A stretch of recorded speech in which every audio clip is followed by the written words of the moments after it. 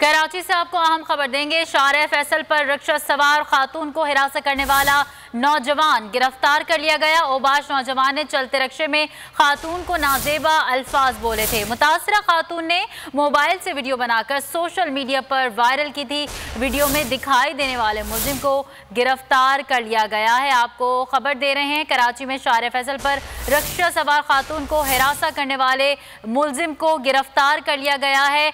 कुछ रोज कबल का ये वाकया है जिसमें खातून ने इस वीडियो को बनाया था, जिसके बाद सोशल मीडिया पर ये वीडियो वायरल हुई थी। अपडेट ये है कि पुलिस ने इस मुलजिम को गिरफ्तार कर लिया है।